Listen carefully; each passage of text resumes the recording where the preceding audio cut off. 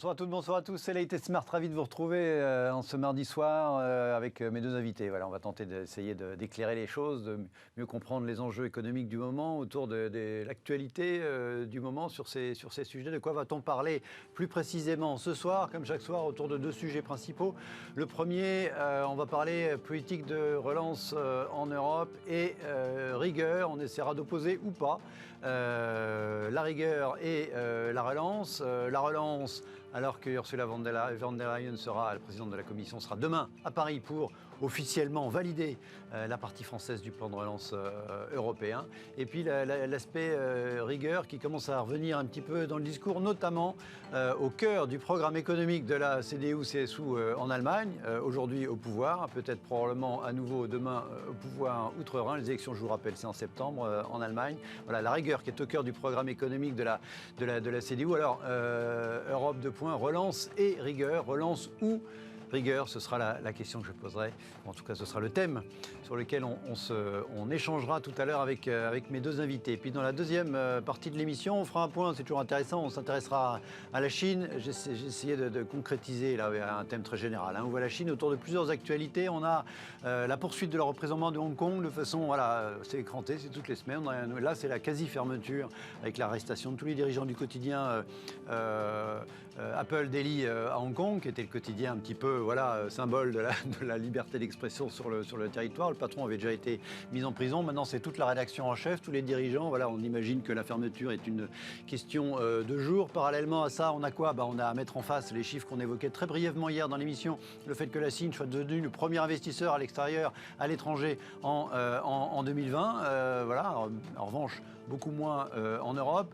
Là-dessus, on a eu les annonces aussi qu'on avait mentionnées très brièvement sur le fait que la Chine s'attaque au minage de Bitcoin. Voilà, comment tout ça rentre dans l'équation. D'autant plus que ce n'est pas une interdiction formelle. On l'évoquait la semaine dernière, couper l'électricité comme si la Chine n'avait pas des moyens un petit peu plus sévères quand on dit non à un truc. Je pense que les Chinois sont capables d'être écoutés assez vite compte tenu de la nature du régime. Donc voilà, il y a des signaux. Où va la Chine ? Voilà, on a l'impression du bulldozer, alors que chez nous, on a le sentiment d'une image du pays continent qui est un petit peu dégradée. Manifestement, ça n'arrête pas la marche en avant de la Chine. Voilà, on partira à partir de ce type de ces remarques, de ces actualités pour se poser cette question avec donc mes deux invités ce soir. Jean-François Robin, bonsoir. Bonsoir Guillaume. Économiste, directeur de la recherche chez Natixis, c'est la banque d'investissement. Merci d'être à nos côtés ce soir. Nicolas Doucerin, bonsoir.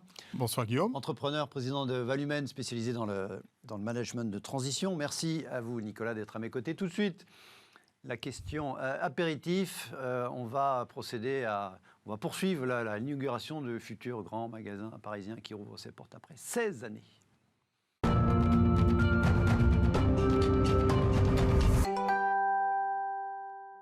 Je veux parler de la Samaritaine, bien sûr, ça a probablement eu du mal à vous échapper. On a vu des images partout aujourd'hui sur toutes les chaînes de télévision. C'est demain à 10h, donc dans quoi 11h, la rouverture de l'emblématique magasin de la rive droite près du Pont-Neuf à Paris, la Samaritaine, après 16 ans de fermeture. C'était le 28 juin 2005, très, très exactement. Qu'est-ce qui s'est passé en 16 ans ? Il y a eu un chantier qui a tardé. Inauguration, c'est chic quand même, par le chef de l'État, Emmanuel Macron, qui a tweeté « La Samaritaine rouvre ses portes après 17 ans d'attente », il s'est gouré d'1 an. Paris retrouve l'un de ses chefs-d'œuvre d'architecture, un grand magasin comme pensé fin 19e, mais aussi des crèches et des logements sociaux. Et ce sont 3000 emplois créés, insiste le chef de l'État. Notre patrimoine est bien vivant. Point d'exclamation. Il y a eu 750 millions d'euros de travaux. LVMH avec donc... chacun aura l'occasion, en passant du côté du Pont-Neuf, à partir de demain matin, de découvrir cette nouvelle Samaritaine. Donc on a gardé effectivement tout ce qui fait le côté patrimonial de ce grand magasin, comme nous le rappelle le chef de l'État, pensé à la fin du 19e siècle, et en même temps avec tout le luxe d'aujourd'hui. On imagine que le groupe LVMH, numéro 1 mondial du sujet, n'a pas lésiné vu la facture sur les travaux, et pour faire de ce grand magasin un écrin du luxe d'aujourd'hui et de demain. Qu'est-ce que vous voulez retenir vous voulez retenir plutôt ces années de travaux qui montrent que c'est pas toujours simple de vouloir changer les choses en plein Paris, il y a eu évidemment plein de recours au-delà du retard de travaux, puis sur la fin ça a été retardé par la Covid, mais là pour le coup après 16 ans la Covid est quasiment marginale, ou là regardez un lieu de vie, un temple du luxe, un de plus à Paris pour attirer les visiteurs, les touristes, bref les consommateurs. Vous regardez de quel côté là quand vous voyez cette annonce, Jean-François? Bon, moi, j'ai deux petites réflexions qui viennent spontanément à l'esprit. Alors, sur le timing, 16 ans, c'est long. Oui, effectivement, on dirait un chantier de l'EPR. Quoi. Ouais, Ça finit par arriver. Peut-être même l'EPR, on va peut-être arriver avant. Mais non, ça, la première réflexion, c'est justement, c'est ce qui est quand même frappant là-dedans, c'est que c'est sûrement un magasin qui ressemble un peu à ce qu'il était à sa création. Finalement, le mode de consommation de ces super temples de la consommation perdure au travers des siècles. Finalement, on peut parler on a dépassé les 100 ans. C'est quand même assez intéressant de voir que ça finalement, on n'est pas si dans digital. On parle du digital, de tout ça. On va voir comment ça fonctionne. Il y a quelque chose de culturel qui reste sur le temple de la consommation. C'est intéressant. Ouais. Ça, c'est la première chose. Et donc, la vraie question, c'est comment est-ce qu'on va réussir à un peu rentabiliser cet investissement au moment où on rouvre les économies. Est-ce que le luxe va pouvoir revenir, sachant que le tourisme du luxe, c'est typiquement les Chinois. On sait que dans les grands magasins des compétiteurs de la Samaritaine, c'est autour de 50% des chiffres d'affaires qui sont faits par les Américains, les Chinois, etc. Alors, les Américains commencent à revenir, mais est-ce qu'ils vont véritablement revenir? Est-ce qu'on va retrouver la jauge, comme c'est le terme à la mode, les questions de jauge? Le deuxième point qui me pose question, c'est effectivement, est-ce que finalement, on va y arriver? Et puis pour terminer, je pense qu'en tout cas, si ça a mis 16 ans, je pense que depuis 2 ans, ils n'ont rien perdu avec le Covid. Il fallait mieux être fermé depuis 2 ans. Moi, je pense qu'on va avoir, justement, discuté un petit peu hors antenne, je crois assez à cette espèce de revenge consumption où finalement... on est soulagé, on a survécu, ça rouvre, et donc on va peut-être aller se payer un sac qu'on n'aurait jamais osé regarder avant. On a vu ça en Chine, on a vu ça en Angleterre, on a vu aux États-Unis. Peut-être que ce genre de temple de la consommation un peu excessive va en profiter. Va surfer là-dessus. Voilà, c'est le bonheur que je leur souhaite. Une consommation revancharde. Donc en tout cas, il y a une persévérance de la part du groupe LVMH, effectivement, à la fois le montant de la facture, et puis ces années ils ont tenu bon, et manifestement, il y a un résultat. Donc on peut aussi applaudir, et puis c'est bien pour Paris probablement. C'est génial pour Paris. Quant au montant de l'investissement, je ne suis pas trop inquiet pour Bernard Arnault. Je pense que s'il investit autant d'argent, c'est un projet de long terme. Faut se réjouir. On est tous là à se réjouir des GAFA, d'Amazon. On parlait de Tesla, de Google. Alors, tout le monde ne se réjouit pas des GAFA et d'Amazon, mais en tout cas, on applaudit souvent, a fortiori à cette table. Oui, mais là, on a un groupe français, LVMH, numéro 1 mondial, qui a une vraie vision, qui a un projet de long terme. Paris est une ville qui reste extrêmement attractive, et aujourd'hui, on se tourne naturellement vers l'avenir, avec la reprise de l'économie, avec la reprise du tourisme, parce que les touristes vont finir par revenir. Ils commencent d'ailleurs, ça commence un petit peu. On n'a pas encore les Américains, mais on sent que on commence sur les Champs-Élysées, devant les grands magasins d'ailleurs d'LVMH. Il y a à nouveau la queue devant LVMH sur les Champs-Élysées. J'y suis passé hier matin. Vuitton ou Dior. Oui, exactement. Les marques du groupe. Ouais. Je crois qu'il faut vraiment se réjouir de cette transformation. Moi, ce qui me frappe aussi dans ce projet, c'est que on voit la transformation de nos sociétés. On parle de création de crèches, on parle de logements sociaux, on parle de magasins. C'est tout un écosystème, finalement, qui est en train de se créer.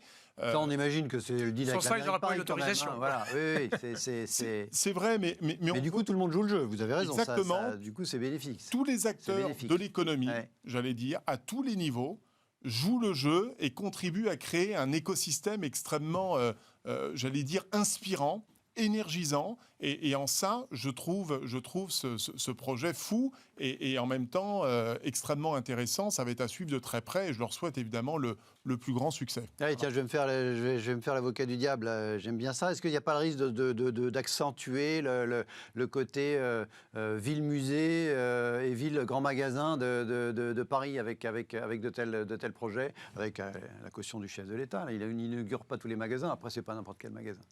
Non, alors ça, c'est vrai que c'est un vrai sujet, et c'est un vrai projet de société, mais ça, c'est au niveau de la ville de Paris, de gérer ça, c'est-à-dire comment transformer la ville durablement sur les 20, 30, 40 années. C'est vrai que je me faisais l'autre fois la réflexion, on ne se rend pas trop compte parce que nous, on est dans Paris, on y vit au quotidien, mais la transformation de Paris déjà depuis 10 ans, quand on voit le nombre de trottinettes, de vélos électriques, de scooters, les emplacements, les avenues qui passent à une voie, les fermetures de quais, on le voit bien d'ailleurs. Ça ne plaît pas à tout le monde, mais on ne peut pas nier le fait qu'il y ait une transformation. En tout cas, voilà. Il y a une vraie transformation. Et que c'est voulu de la part de l'exécutif municipal. Alors, il y a les Jeux Olympiques de 2024 qui doivent en plus booster tous les chantiers de transformation au niveau de la ville. Mais c'est vrai que c'est un enjeu majeur parce qu'on le voit à côté d'autres villes. Si je prends une ville comme Londres, qui s'est quand même considérablement modernisée et transformée, on voit que Paris a un enjeu majeur à tenir. C'est d'une part son côté historique, symbolique, de plus belle ville du monde, de ville-musée, et en même temps, cette transformation qui est nécessaire parce que les comportements évoluent, parce que les touristes évoluent, et qu'il faut allier cette transformation, cette modernité, avec le côté très historique, très ville-musée, qui fait tout le charme de Paris. L'enjeu majeur, il est là, et cette transformation va être particulièrement intéressante. Moi, je crois que je sais pas. Je trouve que justement, c'est l'inverse d'une ville-musée quand vous avez un truc un peu commerce, qui mélange un petit peu les genres. Je trouve que moi, je préfère vraiment ça à un entrepôt logistique d'Amazon, parce que on est aussi dans au cœur de la ville, vous voulez dire. Non, mais oui, parce qu'en fait, on est là-dedans quand même. Ce qu'on a vu pendant le Covid, c'est une accélération de la digitalisation du commerce et notamment du commerce de détail. Donc tous ces magasins qui sont ces marques qui sont dans la Samaritaine, c'est aussi pas mal de marques qui peuvent être en difficulté par ailleurs dans un certain nombre d'endroits. Et donc on a aussi plutôt la montée en puissance de la livraison à domicile avec des grands entrepôts de logistique au cœur des villes pour le dernier kilomètre. Là, on a au contraire un truc qui prend le contre-pied de tout ça, avec on vous fait venir parce qu'il va y avoir de l'entertainment, il y a du resto, il y a des bars, vous avez des logements, etc. Moi, je n'ai pas visité le lieu, bien évidemment, mais j'imagine qu'on va garder un peu cet esprit d'un lieu quand même assez vivant, parce que la Samaritaine... Dans un univers grand luxe quand même, ce qui est légitime du point de vue LVMH, c'est leur métier. Voilà, c'est leur métier, il ne faut pas s'en cacher. Encore une fois, c'est nos GAFA, le luxe, mais on est dans quand même un endroit qui, moi je préfère vraiment avoir ça, avec un lieu vivant qui correspond un peu à la tradition, mais qui lie, à mon avis, tradition et un peu modernité quand même. Quoi. Donc non, moi je crois que c'est pas une ville-musée, là, au contraire, c'est un truc qui marche. Quand vous voyez les progressions de chiffre d'affaires de LVMH, non, c'est pas un truc qui stagne. Oui, et on préfère encore plus que le même bâtiment qui était là, il n'est pas né de nulle part, qui était fermé depuis 16 ans. Pour le quartier, c'est quand même probablement assez formidable comme perspective. 10h du matin, mercredi, ouverture de la Samaritaine, pour ceux que ça intéresse. Allez, tout de suite, notre plus sérieux, non, peut-être pas plus sérieux, enfin en tout cas plus européen. On va parler plan de relance rigueur avec les actualités récentes tout de suite.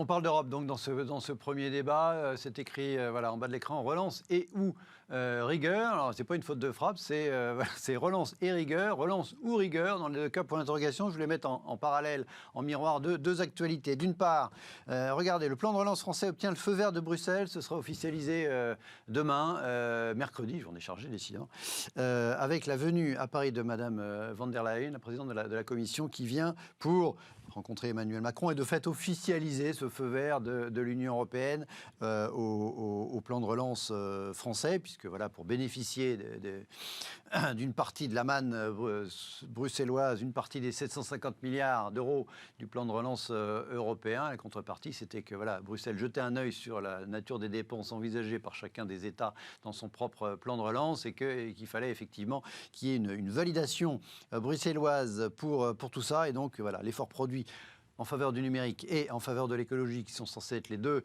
piliers du plan de relance français, est donc jugé satisfaisant à Bruxelles. La France devrait donc bénéficier de ces fameux 40 milliards d'aides européennes pour faire face aux conséquences de la crise sanitaire et puis surtout pour se projeter dans l'avenir. Et puis face à ça, on a eu la CDU-CSU en Allemagne, les conservateurs actuellement au pouvoir, la coalition de Madame Merkel.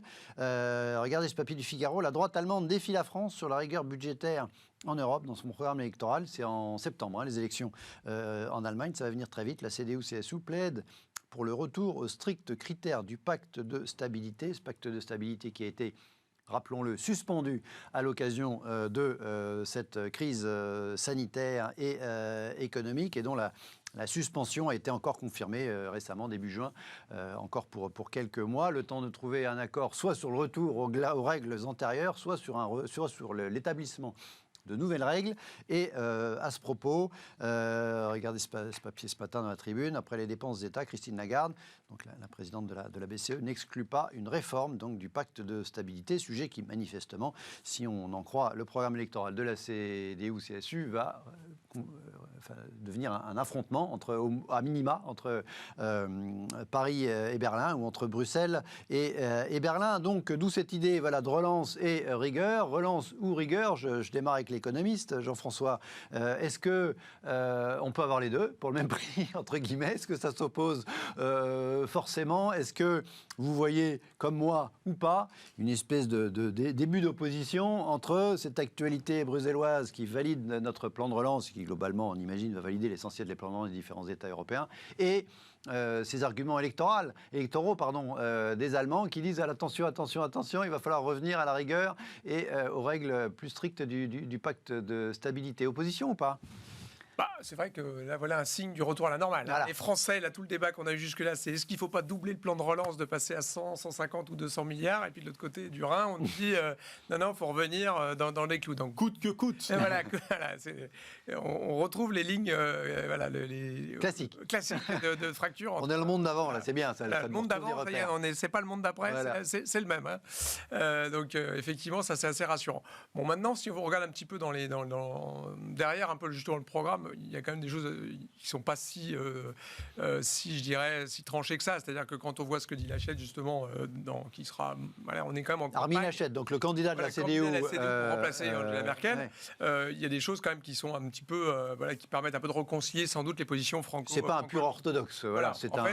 Normalement, c'est un centriste. Exactement, c'est un centriste, mais surtout un pro-européen. Beaucoup plus que ne l'est, par exemple, Angela Merkel. Donc si c'est lui qui prend la suite d'Angela Merkel, il a dit qu'il faut revenir aux règles, mais par contre, c'est quelqu'un aussi qui dit il faut plus d'Europe. Il faut passer à la majorité qualifiée. Il faut sans doute un budget européen. Il n'est pas pour le fédéralisme budgétaire en tant que tel, mais il est quand même pour beaucoup plus d'importance donnée à l'Europe. Et donc, si on veut plus, et ça faisait un petit partie du concept de la zone euro sans budget, c'est-à-dire de dire, en fait, il faut quand même que chacun soit des finances publiques en ordre, si on va avoir éventuellement une politique monétaire qui fonctionne. Ça, c'était le début. Aujourd'hui, ce qu'on voit, c'est que peut-être qu'on peut dire que l'État doit rester un petit peu plus sérieux dans ses finances publiques si on donne plus d'importance à l'Europe. Ça va être ça un petit peu le débat. Et notamment en Allemagne, c'est aussi une façon de se démarquer des Verts. On sait que la compétition entre la CDU-CSU, c'est plutôt avec les Verts qu'elle se passe. Ils sont coude à coude dans les élections, où les Verts, eux, sont pro-fédéraux, pro-dépenses publiques, etc. Donc il y a un vrai débat interne. Maintenant, je ne crois pas que ce soit du tout des positions complètement irréconciliables, avec une Allemagne qui serait, avec Laschet, si c'était lui, en tout cas plus pro-européen sans doute que ne l'est Merkel, qui a été quand même très, très prudente avec ça. Et de l'autre côté, cette idée que de toute façon, il y a des dépenses qu'on ne peut pas faire. Merkel, aujourd'hui, a dit on fait face à des dépenses considérables en Allemagne. Songez quand même l'Allemagne, 1 emploi sur 4, c'est lié à du carbone, c'est lié à la sidérurgie, c'est lié à la chimie, c'est lié à la voiture. Donc il faut transformer le modèle allemand aujourd'hui totalement. Et donc il y a des immenses investissements à faire dans l'hydrogène, dans le plan batterie, dans le plan semi-conducteur, qui sont que des sujets européens. C'est des plans d'appel européens. Donc c'est des plans de développement qui sont dans le plan de relance. Et si je fais ce boucle avec ce que vous disiez sur le plan de relance, qui évidemment a été accepté le plan français, puisque... Oui, non, il n'y avait pas un suspense fou. Encore une fois, il se trouve que c'est l'actualité. C'est intéressant quand même de rappeler une chose, c'est que le plan européen, il était justement de coordonner un peu les choses et que chacun ne fasse pas un peu n'importe quoi avec l'argent. Donc nous, il y a 40 milliards qui sont en jeu, mais il s'agissait pour tous les pays européens, notamment, de mettre à minima 37% dans la transition énergétique et 20% dans le digital. Nous, on a fait 50% dans la transition énergétique et 25% dans le digital. Tout le monde fait à minima 37 et 20, et donc ça fait que c'est très puissant, parce que tout le monde fait d'hydrogène, tout le monde fait de l'électrification, tout le monde fait la digitalisation. Ça va dans la même direction, donc c'est favorable à rapprocher les économies aussi. Voilà, et je conclus là-dessus pour dire, en fait, finalement, c'est pas opposé, la rigueur. C'est que si tout le monde fait un petit peu la même chose, ça va être des dépenses publiques finalement assez efficaces. Et encore une fois, c'est pas tellement le montant de la dépense qui compte, c'est est-ce que le rendement de cette dépense est supérieur à son coût. Et donc, vous pouvez faire de la dette et du déficit, vous pouvez faire des dépenses publiques qui réduisent la dette in fine parce que vous avez créé de la croissance potentielle supplémentaire.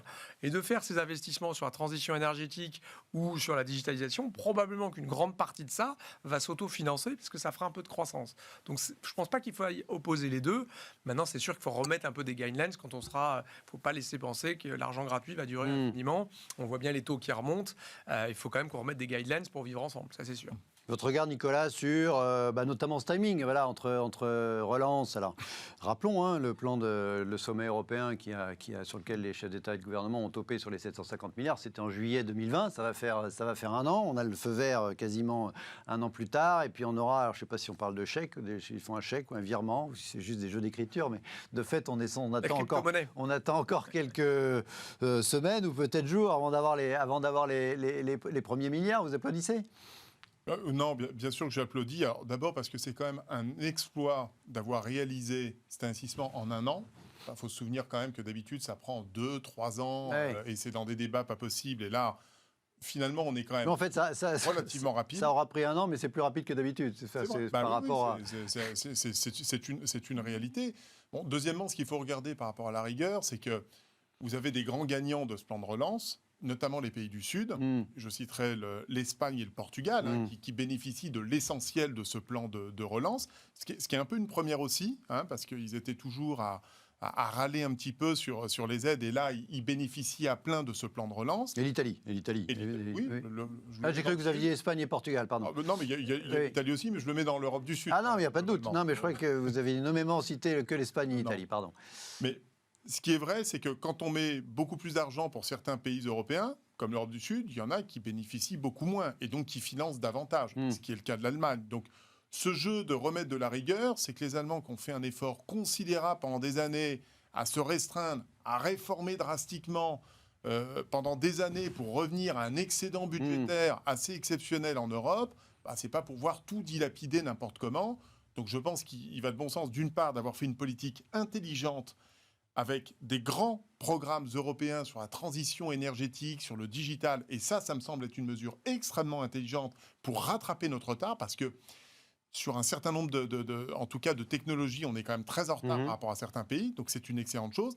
Et en même temps, il ne va pas falloir dilapider et dépenser coûte que coûte de manière in fine, parce que on constate tous que voilà, il y a quand même des limites, les taux remontent et que derrière, on ne sait pas, mais en tout cas, on est en terrain inconnu un peu, effectivement. Voilà. On ne sait pas où est là. On parlera de la Chine. Il y a des limites, on ne sait pas où sont les limites, puisqu'on les a franchies allègrement, en tout cas celles qui étaient imaginées jusqu'ici. Donc, mais enfin, la Chine investit quand même massivement. Oui, on en parlera tout à l'heure. C'est pour ça que les États-Unis aussi. Et pour pas que l'Europe soit totalement décrochée, il était bien de centrer, d'investir intelligemment, en tout cas dans ces grands chantiers. Ça, c'est une très bonne nouvelle pour l'Europe. En termes de chronologie, Jean-François, vous disiez c'est pas aussi manichéen que ça, a fortiori le programme de la CDU, mais sur relance et rigueur, on peut quand même, est-ce que la rigueur, il ne faut pas qu'elle arrive ni trop tard ni trop tôt, il ne faut pas qu'elle casse la relance, on imagine. Est-ce qu'il y a un séquençage, optimal d'un point de vue économique entre ces deux notions? Est-ce qu'elles peuvent un peu coexister selon vous? Déjà, il faut rappeler une chose, c'est que les Allemands ont plus dépensé que nous pour soutenir leur économie, qui a moins souffert. Donc aussi, quelque part, c'est bien aussi d'avoir ces finances publiques en bon ordre, parce que ça leur a permis de plus soutenir leur économie. Quand la bise fut venue, La Fontaine avait écrit le truc avant. Plan de relance européen où il n'y a que des gagnants. Même l'Allemagne touche de l'argent, parce qu'effectivement, on fédéralise quelque part les dépenses. C'est ça que moi je trouve très intéressant quand même. Pour moi, on peut tourner les choses comme on veut. Pour moi, c'est un premier pas vers le fédéralisme, puisqu'on va faire un pas en arrière et dire que c'est un one-off et ça n'existera plus. Mais en tout cas, on a pour la première fois des dépenses pour tout le monde repris à son compte par le niveau fédéral. Et pour moi, si ça reste, c'est quand même un pas qui restera dans l'histoire de l'Europe, probablement ce moment hamiltonien de la construction européenne. Pour répondre à la question, effectivement, le timing de sortie de ces plans de soutien aux économies, on voit bien typiquement sur les filets de sécurité, type PGE, prêt participatif, chômage partiel. Ça fait partie un peu aussi de ces dépenses publiques-là. C'est évident qu'il faut accompagner la normalisation, la réouverture des économies. C'est-à-dire qu'il ne faut surtout pas le retirer avant. nous faire une 2009, 2010, 2011, où on avait un peu serré les boulons trop vite pour refaire tomber les économies très, très rapidement. Maintenant, c'est vrai que si on a 5% de croissance cette année en France, on va pouvoir quand même retirer un petit peu des aides. On parle de la réforme du marché du travail, du chômage partiel, etc. Alors, ne parlons pas de la réforme, mais en tout cas, tout ce qui est chômage partiel et les prêts.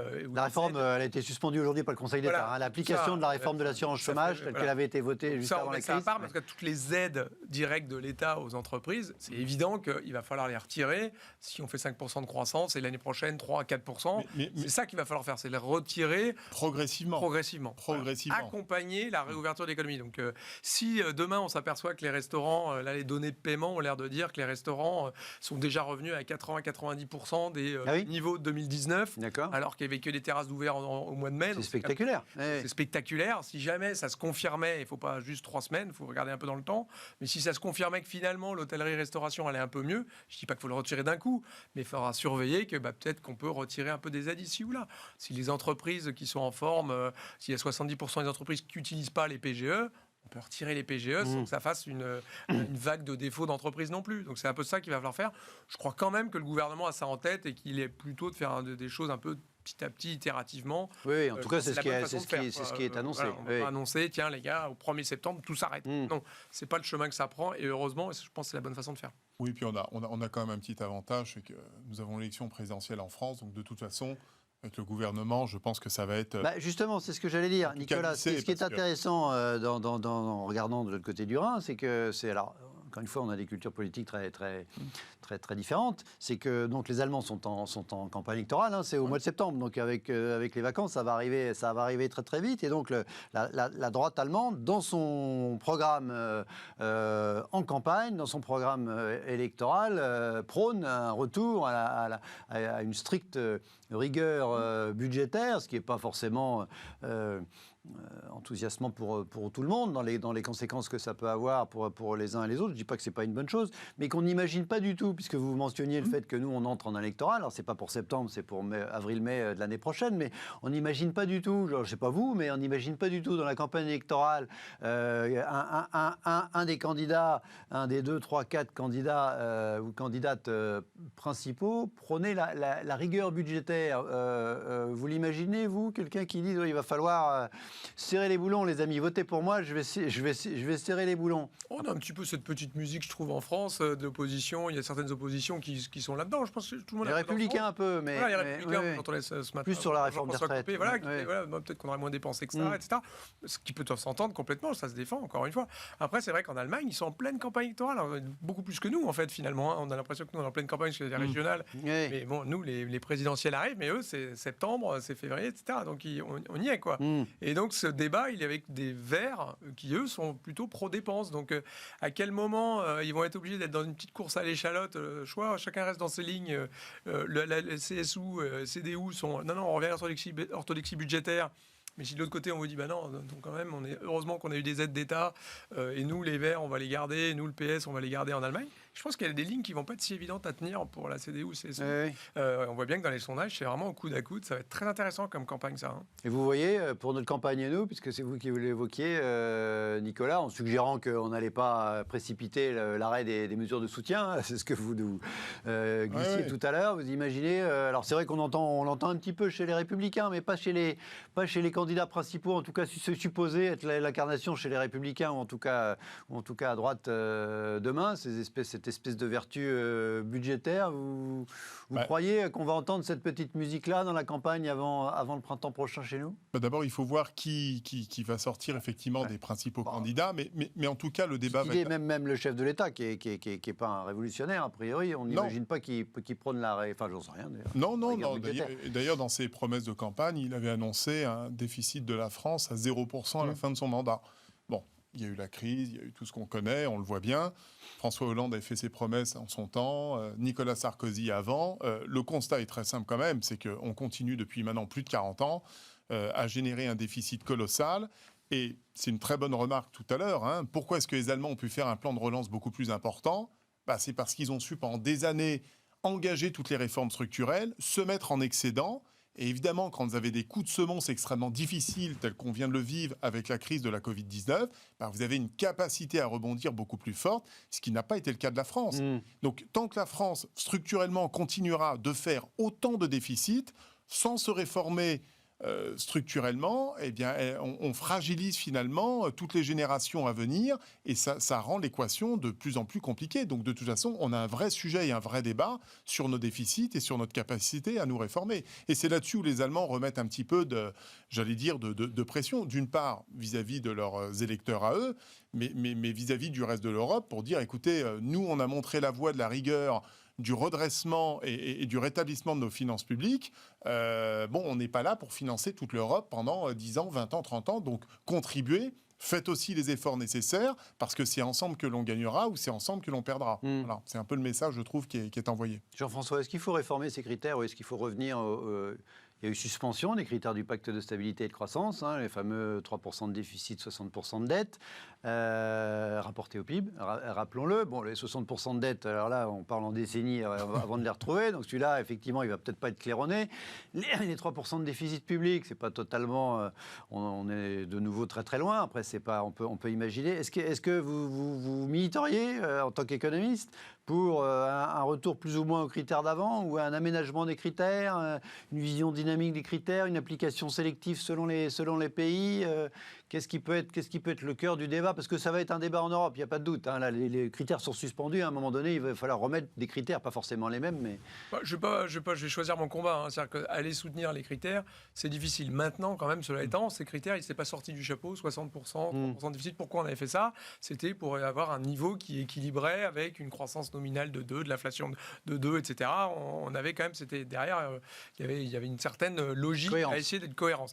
Maintenant, on voit bien que les 60% de dette sur PIB, typiquement, encore une fois, le 3% de déficit, il me semble plutôt à voir, mais je pense que ces critères ont plus de sens aujourd'hui, surtout qu'on a vu qu'on pouvait avoir des taux, on pouvait avoir des endettements, plus 20 points de PIB d'endettement sur une seule année, et des taux qui ont baissé, donc on voit bien que le lien entre dette et niveau de taux, quand vous avez des banques centrales qui injectent de la liquidité et qui n'ont pas l'air de vouloir arrêter. Entre dette et coût de la dette, oui, qui n'ont plus rien à voir. Donc je crois qu'il faut peut-être se débarrasser de ces critères-là. Par contre, les critères de soutenabilité de la dette me semblent très importants. C'est-à-dire que pour voir où est-ce qu'on met la jauge, il y avait une époque, il y avait plein d'études qui étaient sorties, c'est 80% de dette sur PIB, puis 90, puis 100 de dette sur PIB, après ça devient soutenable, etc. Ce qui est sûr, c'est que plus vous avez un stock de dette important, plus le déficit primaire qui est nécessaire pour maintenir votre dette, votre coût de la dette à zéro, il va être important. Donc quand les taux montent, c'est hyper difficile de stabiliser votre dette. Il a un effet multiplicateur.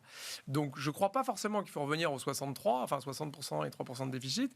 En revanche, je pense qu'il faut vraiment quand même se doter d'un organisme.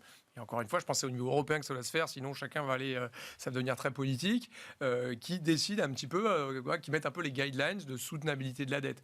Après, chacun choisit ce qu'il fait dans ses dépenses publiques, encore une fois. Ça, moi, j'ai pas de sujet avec ça, mais il faut quand même qu'on revienne à une certaine règle à partir du moment où on met des choses en commun. Alors, encore une fois, il y a un autre choix qui est de dire, comme aux États-Unis, vous n'avez pas de déficit d'État. Et en fait, les dépenses sont faites au niveau fédéral. C'est là qu'est logé le déficit. C'est là qu'est logée la dette. On peut choisir ce truc très fédéral. C'est pas du tout ça qu'on va faire a priori. Donc, il faut quand même qu'on mette des limites à l'endettement et au déficit des États. Et c'est pour ça que ce qui se passe avec le plan de relance, comme tous les ans, on est obligé de faire valider son budget par Bruxelles, il ne faut pas oublier, de bien faire attention quand même que chacun reste un peu dans les lignes et qu'on ne fasse pas tous des choses orthogonales, ça ne sert à rien, il vaut mieux avoir des trucs multiplicateurs que des choses qui s'annulent. C'est au niveau de la Commission. À la fois en termes d'efficacité et puis au sein de la zone euro, pour partager une monnaie, c'est mieux d'avoir... Voilà, c'est pour ça que moi j'aime beaucoup l'histoire du plan de relance avec des plans européens, je répète, sur la batterie, sur les semi-conducteurs, sur l'hydrogène, sur la digitalisation, de faire sur les ordinateurs quantiques, sur l'IA. Tout ça, c'est des projets européens. Plutôt que du saupoudrage. Chacun va faire peut-être des trucs tirés la couverture à soi. Ça va avoir beaucoup plus d'intérêt de faire ça au niveau européen. Ça, c'est vraiment le niveau cohérent au niveau européen. Là, on sort d'élections où personne ne s'est intéressé au département, à la région. Il faut peut-être se poser de la question des bons niveaux de décision. Oui. Ce qui est sûr que pour ça... Il n'y avait pas historiquement une participation massive aux élections européennes non plus. Donc effectivement, du coup, c'est... Il faut peut-être mettre au bon niveau les dépenses. Moi, ce serait ça un petit peu des solutions, je pense, c'est que les gens voient à quoi ça correspond.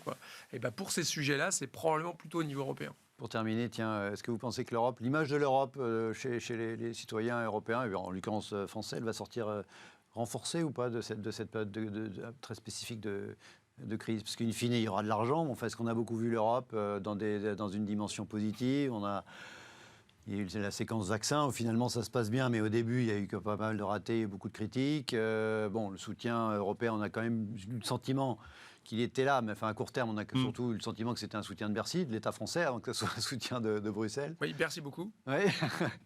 Vous pensez que les gens vont avoir une idée renforcée ou affaiblie de l'Europe? J'en suis pas totalement convaincu parce que, encore une fois, on parle de sommes. Mais ce qu'on a besoin de voir les gens, c'est de manière tangible et concrète. Je ne suis pas sûr que les patrons de TPE, PME perçoivent, je parle en dehors un petit peu de Paris, de l'Île-de-France. Hein. Ils n'allument pas un cierge pour Ursula von der Leyen tous les matins, quoi. Je ne suis pas sûr. D'ailleurs, on en parlait, hein, que ce soit les élections européennes ou même les élections là. Ce qui nous manque principalement, c'est un projet, c'est une vision, et c'est permettre aux citoyens finalement de se projeter, de s'identifier. Voilà. Et ce qui manque cruellement aujourd'hui encore à l'Europe, c'est ce projet européen. C'est-à-dire, si vous allez interroger tout le monde, quelle est la nature du projet européen ? Je pense que c'est extrêmement abstrait pour un grand nombre. Les gens y tiennent sans que ce soit très concret, quoi. Oui, alors c'est peut-être un peu injuste, parce que finalement, l'Europe n'aurait pas été sur cette histoire des vaccins, etc., où on a tiré à boulet rouge en Van der Leyen, mais je pense que si les pays individuellement avaient dû négocier avec AstraZeneca, Pfizer et Moderna en compétition avec les États-Unis et la Chine pour que chacun ait un petit bout de vaccin, je ne suis pas sûr que ces trois-là nous auraient favorisés par rapport à la Chine et les États-Unis. Donc finalement, le fait d'avoir négocié, d'avoir eu un pouvoir de négociation vis-à-vis de ces... Non, l'idée était bonne. Après, ça a été moins efficace que le UK. Qui est sorti de l'Europe, ça fait 2 ans et demi qu'on essaie de s'en sortir, et ils ont été quand même bien plus rapides dans les négociations et dans leur capacité à traiter que la puissance européenne. C'est-à-dire que c'est là où on voit toutes les limites quand même. C'est-à-dire que je me félicitais quand même. On a une capacité, c'est vrai, depuis 1 an, à valider les plans et concrètement à envoyer les virements bancaires ou les chèques, pour reprendre côté un peu humoristique. C'est un exploit 1 an. Mais d'à côté de ça, on parlera de la Chine tout à l'heure ou d'autres pays. Ils sont le pied sur l'accélérateur depuis 6 mois. C'est-à-dire, ils investissent, ils y vont. On regarde les investissements aujourd'hui. Nous, on en est encore.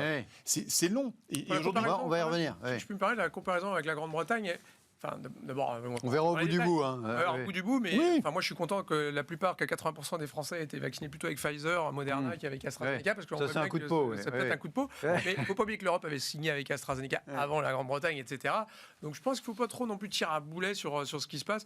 Et voilà, moi, c'est vraiment la fin de la foire qu'on compte les bouses. Je ne suis pas sûr que Boris Johnson sort hyper plus grandi que l'Europe dans cette gestion de la crise. Sur le moment, si, mais c'est pas fini. Enfin, voilà, il faudra, comme vous dites, attendre la fin de la foire. Allez, on marque une courte pause. On se retrouve dans quelques instants. Restez avec nous. On parlera, Nicolas vient de le dire, et puis on l'avait annoncé dans le sommaire, donc c'est pas une surprise, de la Chine.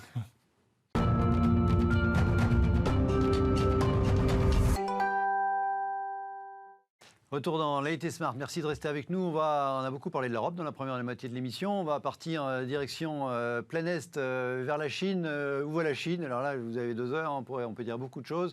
Je voulais agréger quelques actualités, non pas contradictoires, mais qui montrent que la Chine accélère en bien et ou en mal. On va faire le et ou comme tout à l'heure en jeu de mots. Alors sur le côté, effectivement, déjà de la reprise en main de Hong Kong, les choses s'accélèrent. Je ne sais pas si vous avez suivi ces derniers jours le sort du quotidien hongkongais Apple Daily. Donc là, aujourd'hui, on a appris que l'édition en anglais avait fermé. Alors, elle n'était pas très ancienne. Elle avait 1 an, 1 an et 10 jours après son lancement. L'édition anglaise ferme. L'édition globale de ce quotidien pro-démocratie à Hong Kong pourrait fermer d'ici quelques jours. C'est ce que nous disait Reuters China hier dans cette dépêche. Mais shutdown this week. Pourquoi tout ça? Parce qu'il y a quelques jours, après il y a quelques semaines, l'arrestation de son propriétaire, M. Jimmy Lai, qui est en prison, il y a quelques jours, le 17 juin, la police, je crois que plusieurs centaines de policiers ont investi les locaux du journal pour arrêter tout l'encadrement, tous les rédacteurs en chef, tous les cadres, etc. Tout le monde est au trou, au prétexte, il y a toujours des bons prétextes du point de vue de la police de Hong Kong, avec la nouvelle loi anti-subversion, tout peut passer sous le terme de subversion assez facilement. Donc poursuite de la reprise en main très forte à Hong Kong. Et puis hier, on l'avait évoqué dans l'émission, À l'inverse, le rouleau compresseur de l'économie chinoise, y compris hors de ses frontières, poursuit son avance avec ce chiffre, je le rappelle. Les investissements directs étrangers de la Chine à l'extérieur ont atteint un record l'an dernier, en 2020, à 133 milliards de dollars. Et compte tenu du fait que tous les autres ont baissé, contrairement à ceux de la Chine, de fait, la Chine, en 2020, a été le premier pays en termes d'investissement direct étranger, donc d'investissement du pays à l'extérieur de ses frontières. L'année précédente, c'était le Japon. Historiquement, le Japon est très fort sur ces trucs. Les États-Unis aussi, voilà. Donc on est... Je réutilise cette image de rouleau compresseur, puis on parlera, j'en parlais dans le lancement, mais sur l'histoire du Bitcoin, mais c'est plus anecdotique, peut-être. Dans les 133 milliards d'investissements directs étrangers, c'est beaucoup en Chine, beaucoup au Moyen-Orient, etc. Pas du tout en Europe, au contraire, ça baisse. Qu'est-ce qu'il faut, voilà, que vous inspire cette espèce de confirmation à la fois du rouleau compresseur économique, la Chine s'est redressée plus vite de la crise sanitaire et économique que nous, à des niveaux d'activité records plus vite que les autres. En même temps, malgré la baisse de la qualité de son image dans le monde occidental, poursuit la reprise en main très forte de Hong Kong. Il y a un petit côté, je vais être un petit peu familier, j'en ai rien à foutre, je fonce. C'est un peu votre sentiment. Je ne suis pas très subtil. Est-ce que vous l'êtes un petit peu plus, Jean-François ? Je ne sais pas. En tout cas, non mais après, il y a plein de choses. Oui. C'est sûr que c'est aujourd'hui un État parti, quoi. Enfin, on parle d'autocratie pour être gentil, mais ça fait penser à ce qui se passe en Russie aussi, où tout le monde se fait arrêter pour terrorisme dès qu'il y a de l'opposition. Là, c'est pareil, on ferme des journaux parce que ils ne pensent pas comme le parti. Donc, on est quand même dans une mainmise du Parti communiste dans le fonctionnement de l'économie chinoise et qui était plutôt quand même ouvert au capitalisme, qui était d'importer les savoir-faire, le management, etc. Aujourd'hui, il y avait un article récemment dans le Financial Times qui décrivait très bien ça, même dans le private equity. Ce sont directement les régions qui investissent dans les fonds de private equity et qui même font leur investissement directement dans les entreprises. Et une des conditions pour qui le faire... influence les choix. Non, mais même une des conditions, c'est de créer un bureau du Parti communiste dans chaque prise de participation. Oui. Donc il y a quand même, maintenant, on est retourné au livre rouge. C'est quand même plus le grand bond en avant et on sait ce que ça a donné, etc. Donc je crois qu'on est vraiment dans un État parti. Et on disait, faut pas être non plus naïf. C'est un État qui investit massivement, qui met un peu qui pousse ses pions de son côté. Donc je crois que c'est très important. On parlait de l'Europe tout à l'heure là-dedans. Encore une fois, c'est pas au niveau des États individuels qu'on va réussir à contrer une telle puissance. Maintenant, il faut regarder les chiffres aussi. C'est-à-dire que on a la Chine qui a beaucoup monté parce que tout le monde était en plein Covid, alors qu'eux étaient déjà sortis depuis février dernière. Donc sur 2020, c'est les seuls qui... C'est normal qu'ils creusent l'écart. Mais même en regardant ça, si vous prenez encore une fois l'échelon européen, qui est de nouveau le bon échelon pour contrer la Chine pour ce niveau-là, si vous sommez tout ce qu'a fait l'Union européenne, on est largement devant la Chine, malgré 2020. Le fait que toute l'Union européenne est en plein Covid, si vous sommez les investissements directs étrangers de l'Union européenne, on est les numéros 1 du monde. Encore une fois. Donc c'est ça aussi qui est un petit peu rageant dans cette histoire-là, c'est que on a largement de quoi contrer ce pays-là, ce qui investit dans, etc. Donc on voit bien depuis 2017 qu'à la fois aux États-Unis et en Europe, on commence maintenant à filtrer les investissements chinois, et vous le disiez tout à l'heure, les investissements chinois en Europe l'année dernière, moins 55%, parce qu'on a peut-être le voile d'ignorance, on l'a un peu retiré, la naïveté, on commence à la remiser de côté, et que tout d'un coup on s'aperçoit que c'est peut-être bon de un peu limiter les ambitions, filtrer un peu. À partir du moment où c'est l'État parti et pas des entreprises, c'est vraiment des entreprises soutenues par un gouvernement, donc c'est pas du tout... Mais du coup, on peut plus dire on en profite en ricochet, parce que de fait, ils investissent moins chez nous, donc voilà, ils créent moins d'emplois, ou est-ce que c'est voulu, évidemment, en partie, mais en même temps, quand vous dites. Regardez, la Chine reste une terre d'accueil des investissements européens. Étrangers aussi, et notamment européens, donc on investit typiquement l'Allemagne. Quand vous prenez la Chambre de commerce européenne en Chine, 2/3 des entreprises européennes disent je vais continuer d'augmenter mes investissements en Chine en 2022. Donc on est dans un monde qui est un petit peu encore un peu bipolaire, avec une Chine qui se ferme, qui se verticalise, qui est vraiment là pour le coup une autocratie de plus en plus dure. On voit bien, il n'y a plus d'opposition, il y a plus et de l'autre côté une Europe mais qui est juste en train de s'organiser. Moi je pense qu'il est grand temps de s'organiser. Alors on ne peut être naïf, mais continuer à être un peu cynique au sens où continuer à faire des affaires, d'en profiter, de s'implanter, de profiter de ce marché d'1,5 milliard d'habitants qui ont encore vocation à largement s'enrichir, en tout cas pour la moyenne. Comment réagir face à ça, nous Français, nous Européens, puisque Jean-François a raison de placer le débat de ce point de vue-là à l'échelon supérieur. Ouais, moi, si je prends le côté entreprise, que j'aime bien dans la notion de crise, vous savez, quand on traverse des crises, il y a ceux qui sont tétanisés par la crise. Il y a ceux qui observent, qui bougent plus trop, et qui observent autour de soi, et il y a ceux qui saisissent les opportunités. Voilà. je pense que la Chine, ils ont très vite compris. Ils sont certes sortis un petit peu avant parce que la crise, enfin en tout cas celle du Covid, elle a débuté chez eux, mais ils ont mis le pied sur l'accélérateur et on le voit bien. Pendant que les autres sont à l'arrêt, sont en train de décélérer et de moins investir, si vous mettez en plus le pied sur l'accélérateur pour devenir la future puissance mondiale, hein, en tout cas numéro 1, parce qu'ils sont toujours quand même dans cette quête face aux États-Unis, voilà, ils ont décidé de mettre le pied sur l'accélérateur. Si on revient d'un point de vue purement macroéconomique sur nos ETI, nos entreprises qui investissent aussi en Chine, on le voit bien aujourd'hui avec beaucoup de recul. Hein. Moi, j'observe, il y a des entreprises qui souffrent de la situation en tant que telle. Il y en a qui ont profité pour investir massivement. On parlait du prêt PGE en France, quand on revient sur le sujet, qui ont utilisé intelligemment ce prêt PGE pour vraiment se transformer en disant, tiens, on avait peut-être pris un peu de retard. J'ai profité, j'ai un État qui me soutient. Faites le parallèle entre Xi Jinping et effectivement un entrepreneur. Oui. Il a fait le parallèle entre les deux, il a saisi les opportunités. Mais bien sûr. Lui, il accélère. Bien sûr. Et la crise qu'il faut retenir dans tout ça, c'est saisir les opportunités. Voilà. Il y a toujours dans les crises des opportunités à saisir. Ça veut dire que vous applaudissez aux Chinois. Vous dites bravo, là, ils ont tout bon. Ils vont prendre plus d'avance dans les 2 ans, dans les 3 ans, 4 ans qui viennent par rapport à nous qui attendons. Enfin, après, quand on revient sur certaines entreprises, on a heureusement des grandes entreprises françaises et européennes. On citait tout à l'heure le cas d'LVMH. Vous êtes sûr qu'LVMH, Bernard Arnault, il a très bien compris où il faisait sa croissance. Hein. Il investit massivement sur la Chine. Ils n'ont jamais ouvert autant de magasins. Ils n'ont jamais autant investi. Et comme par hasard, on le citait tout à l'heure, les chiffres du luxe français sont fantastiques. Donc on a aussi des entreprises françaises, européennes du boom du marché chinois et qui savent saisir cette opportunité. Voilà. Est-ce qu'il faut, je disais, il faut être cynique. Est-ce que, alors je reviens à la situation de Hong Kong. Est-ce qu'il faut jeter un voile pudique sur la situation ? Et malheureusement, voilà, c'est trop tard. Dommage collatéral ou pas. C'est un sujet délicat. Ça pèse de rien à l'échelle de la Chine, alors, en termes d'habitants en tout cas, en termes de PIB un peu plus, en termes culturels beaucoup plus. Alors encore plus si on est britannique évidemment, mais quand même c'était pour beaucoup d'entre nous pendant des décennies la porte d'entrée quand même sur une certaine Chine.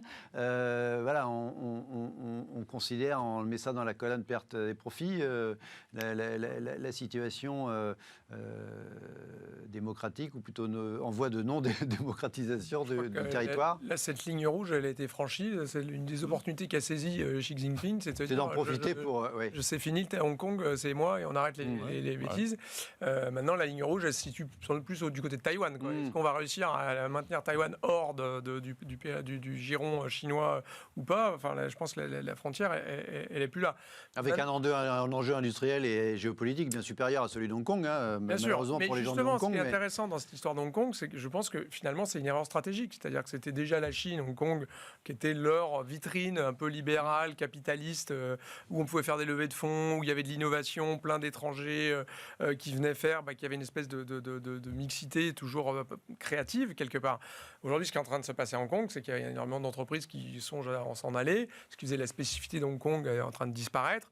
Et donc, les investissements via Hong Kong, en tout cas, ça va plus donc, être... tellement de raisons de... Oui. Voilà, c'est un équivalent d'un Brexit x10, c'est-à-dire que c'est peut-être plutôt Singapour qui est en train d'en profiter, c'est plutôt peut-être demain le Vietnam, etc., pour d'autres choses.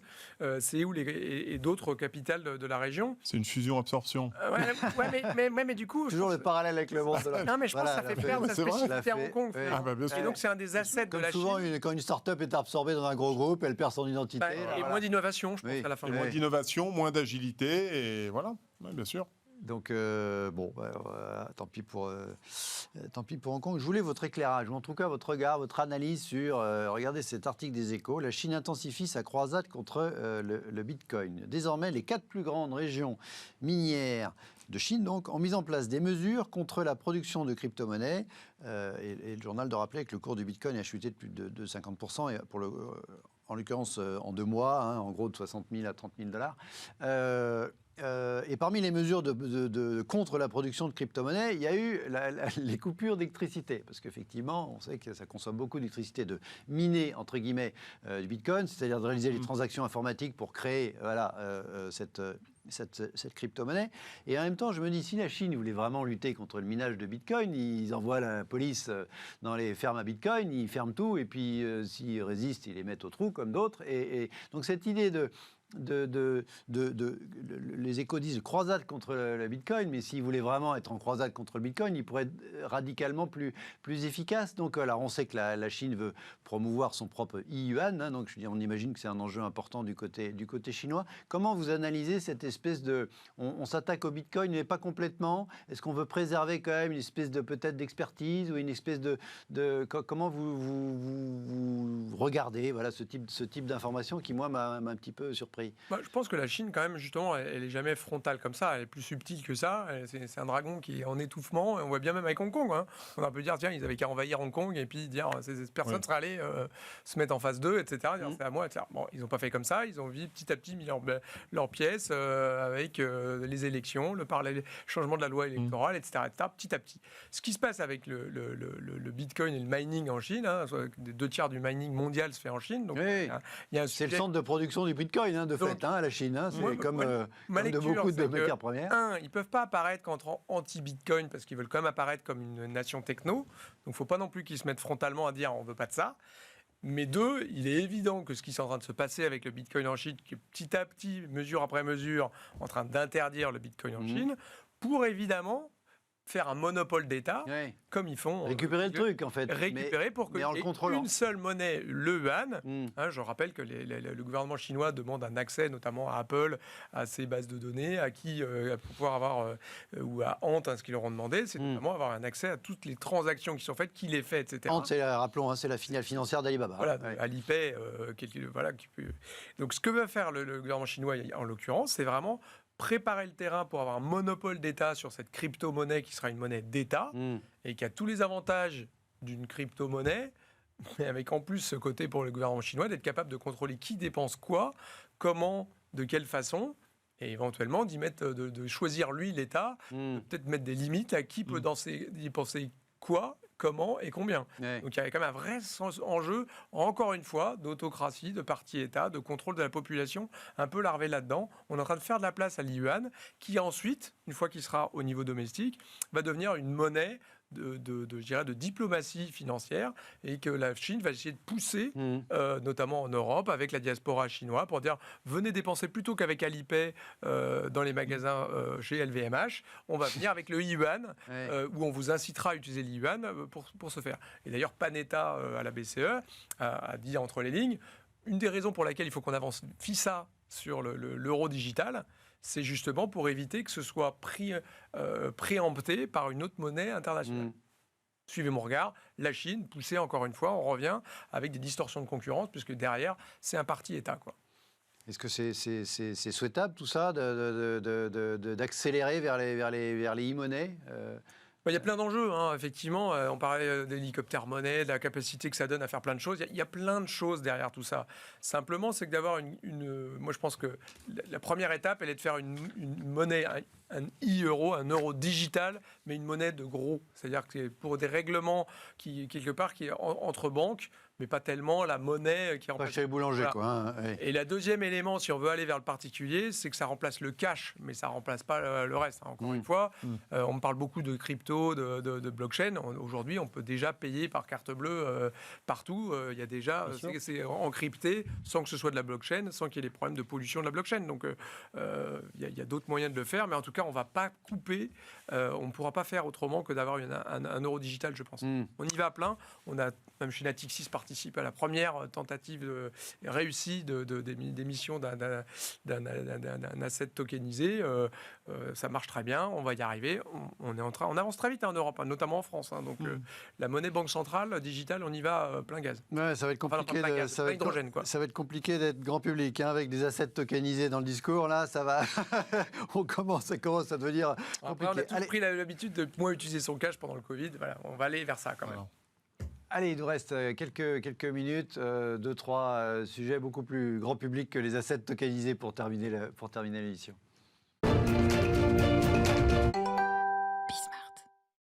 Allez, l'after, pour terminer, on revient sur les chiffres de l'abstention du week-end dernier, de dimanche dernier. On espère qu'ils seront moins élevés dimanche prochain.